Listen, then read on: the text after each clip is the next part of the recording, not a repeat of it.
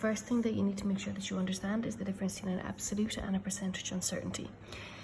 An absolute uncertainty is literally what you read off the piece of equipment. So for example, if you're using a thermometer that has an uncertainty of plus or minus 0.1 degrees Celsius, this tells you for each measurement that you get that this is how much your measurement could be wrong by.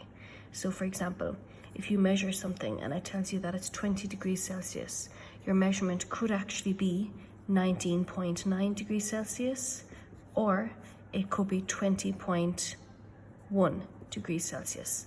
And that's what your percentage uncertainty tells you, how wrong your measurement could be. So an absolute uncertainty tells you essentially how accurate your piece of equipment is. Say for example, a thermometer, a stopwatch, whatever the piece of equipment is. Your percentage uncertainty is important because it takes into account not just what the percentage uncertainty is, but makes it relative to what you're actually trying to measure. So for example, if you are measuring 20 degrees Celsius and you find that you're off by this isn't drastic relative to what you're trying to actually measure.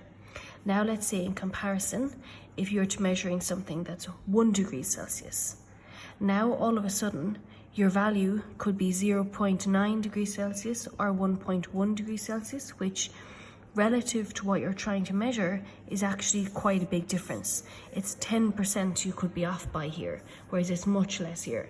So percentage allows you to take into account not just what the uncertainty is, but it compares it to the thing that you're actually trying to measure.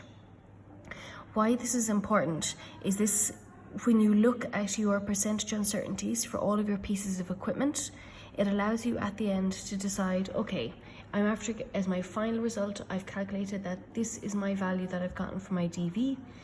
How wrong am I? And is how wrong I am okay because of the uncertainties that I had? So that's why that's important.